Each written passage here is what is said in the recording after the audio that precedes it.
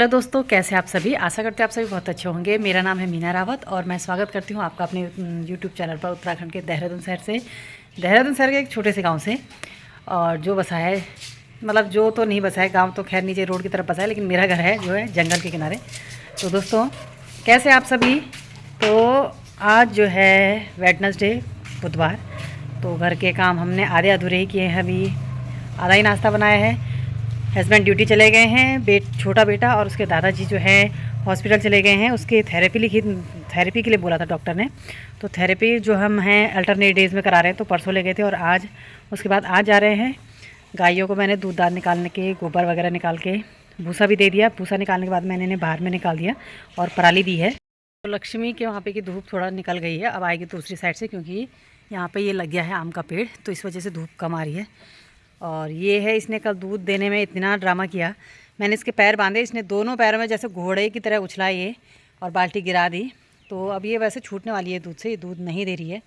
और लक्ष्मी का भी हाल कुछ ऐसी है। लक्ष्मी को भी पूरा 1 महीना हो गया भी आए हुए, लेकिन दूध देने में ये भी बहुत परेशान कर रही है, क्योंकि इसकी बछड़ी जो हुई थी, बछड़ी भी मर गई। अब बछड़ी की वजह से मर कर रही है या क्यों कर रही है, वो तो भगवान ही जाने। वो है डमरू, और डमरू भी खा पी के बिल्कुल चौड़ा हो रखा। कभी कभी क्या होता है ना दोस्तों, हम जैसा सोचते हैं वैसा होता नहीं है। लेकिन मेरे साथ तो हमेशा ही ऐसा हुआ है कि जैसा मैंने चाहा, जैसा सोचा, वैसा कुछ हुआ नहीं। खाली मेहनत ही की है जितनी की है। गीता में उपदेश दिया गया है कि कर्मण्यवादी कारस्ते माँ फलेषु कदाचन। कर्म करते जाओ, फल की चिंता ना करो। लेकिन ऐसा नहीं है दोस्तों, हम कर्म करते हैं लेकिन फल की चेष्टा भी हम लोग करते ही हैं। ऐसा नहीं है, कोई भी इंसान ऐसा नहीं है जो कर्म करे और उसके बदले में कुछ चाहे नहीं। क्योंकि आज है ही समय ऐसा है कि आपको मतलब कर्म के बदले में कुछ ना कुछ रिटर्न उसके बदले में चाहिए। मेरे साथ भी कुछ ऐसा ही है, क्योंकि मैंने जो है 2007 में मैंने बीएड कर लिया था। उसके बाद 2009 में शादी हुई, और उसके बाद 2010 में मेरा बड़ा बेटा हो गया था। 2011 में फॉर्म 2010 लास्ट में नहीं, 2011 में फॉर्म निकले थे एलटी के। तब हमें इतना पता नहीं था कि मतलब बीएड करने के बाद ऐसे करके फॉर्म निकलते हैं।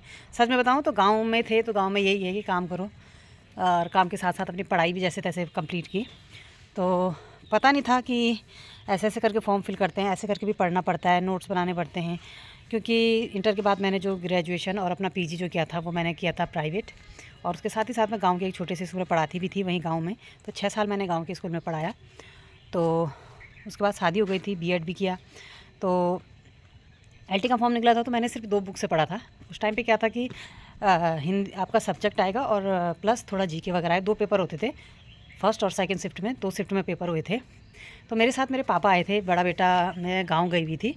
तो गांव गई हुई थी, तो मतलब 32-33 साल के बाद मेरे मायके में जो है पांडव लीला का आयोजन हो रहा था। तो मैं भी गई थी केशव को लेकर, मतलब मेरे बेटे का नाम केशव, बड़े बेटे का नाम। तो उसको लेकर के मैं गांव चली गई थी। तीसरे चौथे महीने का, मतलब वो चौथे महीना स्टार्ट हुआ था, उसे उस टाइम पे पैदा हुए। तो घर वाले काफ़ी नाराज़ भी थे कि जा रही है करके मायके, क्योंकि हम लोगों में ये होता है कि बहू का मायके जाना ज़्यादा अच्छा नहीं मानते हैं, कि मतलब काम कौन करेगा, ये वो छूट जाएगा करके। तो मैं चली गई, तो घर वाले नाराज़ भी थे। तो पापा लोगों के साथ गई, उन्हीं के साथ में वापस आई। तो मेरा पेपर भी था, तो पेपर भी मैंने पापा लोग पापा तब तक जॉब पे थे, कचहरी रोड पे रहते थे। तो वहाँ से हम लोग गए, पापा ही मुझे, बेचारे मेरे पापा मुझे ऑटो में विक्रम में छोड़ने गए, लेने आए, छोड़ने आए। 2 शिफ्ट में पेपर था।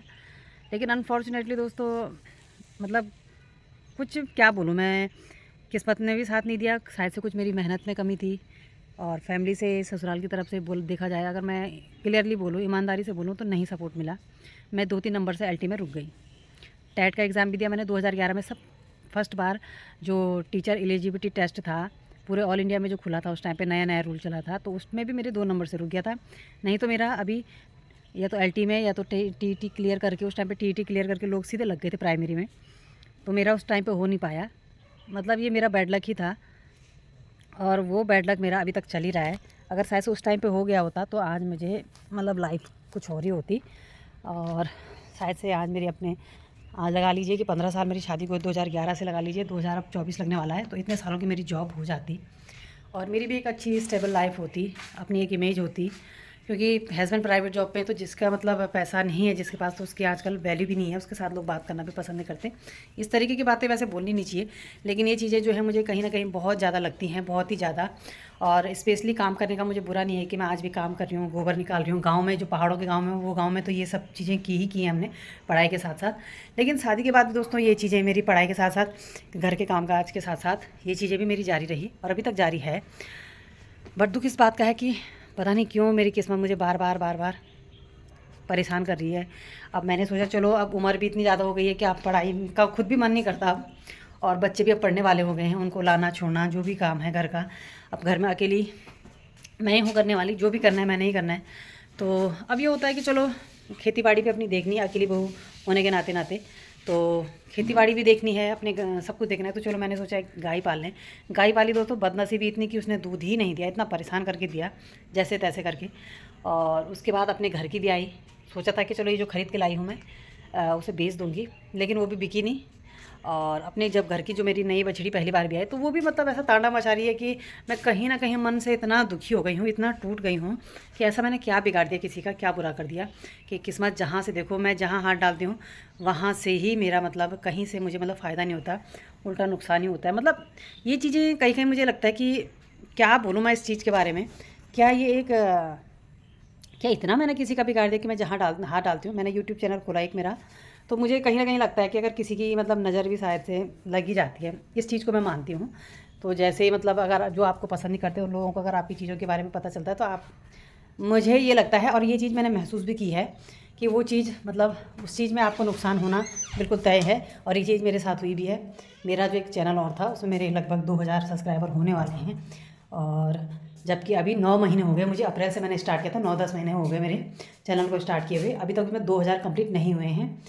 तो पता नहीं कब दोस्तों आप लोगों की दुआएं लगेंगी, और मंदिरों में जहाँ देखो तहाँ मैं मतलब पता नहीं क्यों मुझे तो रोना आ जाता है। मेरा बेटा बोलता है मम्मी आप जहाँ जाते हो रोने लग जाते हो, क्योंकि स्थिति ही कुछ ऐसी है कि मतलब अपने आप ही मतलब आंसू रुकते नहीं हैं, निकल जाते हैं। तो ये थी मेरी सैड स्टोरी और ये मेरा स्ट्रगल। आपको भी अगर ये जान के सुन के अगर थोड़ा बहुत ही मतलब लगे कुछ कि हाँ वाकई में मेरी लाइफ में प्रॉब्लम है, तो प्लीज़ दोस्तों सपोर्ट करें, चैनल को सब्सक्राइब करें, लाइक करें, कमेंट करें। मिलते हैं नेक्स्ट वीडियो में, तब तक के लिए टेक केयर, बाय बाय। और मैं निपटाती हूँ अपने घर के काम, क्यारी वगैरह के प्याज व्याज लगाने के लिए। तो बाय बाय दोस्तों, मिलते हैं नेक्स्ट वीडियो में।